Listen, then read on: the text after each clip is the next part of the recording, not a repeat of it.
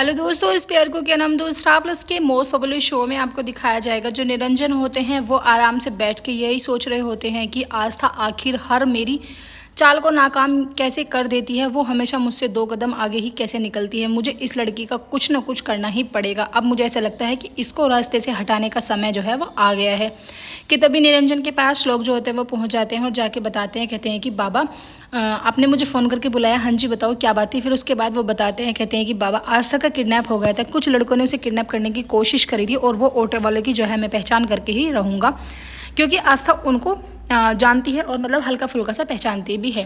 ये बात सुनकर निरंजन जो होते हैं और ज़्यादा परेशान हो जाते हैं, क्योंकि ये सब कराया धराया तो निरंजन का ही होता है। क्योंकि गुंडों को सिर्फ निरंजन ने ही इसीलिए भेजा था कि 2 घंटे तक वो आस्था को अपने कब्जे में रखे, ताकि प्रेजेंटेशन जो है वो श्लोक अच्छे से दे पाए और जो प्रोजेक्ट है वो श्लोक को ही मिल पाए। उधर आप देखेंगे ज्योति अपनी सास को खुश करने के चक्कर में लगी रहती है, लेकिन वो कोई ना कोई पॉइंट्स ऐसा निकालती रहती हैं जिससे घर में लड़ाई हो। उधर वरद जो होते हैं जैसे ही घर पहुंचते हैं, आस्था घर पहुंच जाती हैं और जाके खुशखबरी देती हैं। कहती हैं कि दादा जो इतना बड़ा कॉन्टैक्ट था वो मुझे मिल गया।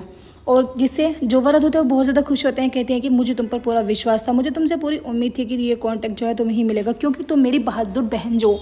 उसके बाद वरद जो होते हैं वो उनके हाथ की चोट को देखते हैं। कहते हैं कि अरे आस्था ये क्या हुआ तुम्हारे हाथ में। वो कहती है कि कुछ नहीं दादा, कुछ गुंडों ने मुझे किडनैप कर लिया था, पता नहीं क्यों करा था ये तो मुझे भी नहीं पता, लेकिन मैंने अपने आप को वहाँ से बचा लिया। उस मुश्किल घड़ी से मैं खुद निकल के आ गई।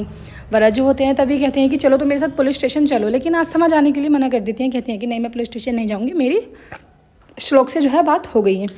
उसके बाद वरद जो होते हैं बहुत ज़्यादा खुश होते हैं। कहते हैं कि आज तुम मुझसे कुछ भी मांग सकती हो। वरद जो होते हैं वो उनसे कहते हैं कि मांगो, तुम मुझसे क्या मांगना चाहती हो। आस्था जो होती है वो कहते हैं कि जो मैं तुमसे मांगूंगी क्या तुम मुझे दो पाओगे। वरद जो होते हैं वो कहते हैं कि हाँ क्यों नहीं।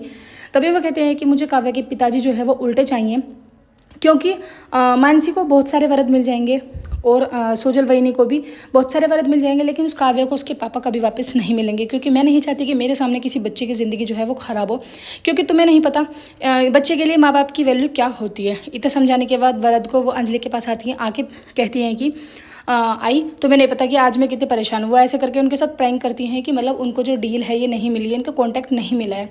फिर उसके बाद वो एकदम से खुशखबरी देती हैं।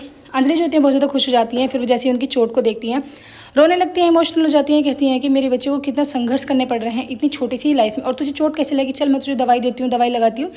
ऐसे करके वो और ज़्यादा परेशान हो जाती हैं। आस्था जो होती है वो कहती हैं कि आई आप जो है आप टेंशन मत लो, तुम्हें पता है ना कि श्लोक ने मेरा साथ दिया है और श्लोक ने प्रेजेंटेशन में भी मेरा साथ दिया था, उन्होंने ये रुमाल बांध दिया है, वैसे तो मेरी चोट ठीक हो जाएगी। एपिसोड की एंडिंग ऐसी होगी फ्रेंड्स, आने वाले एपिसोड्स में आपको दिखाया जाएगा।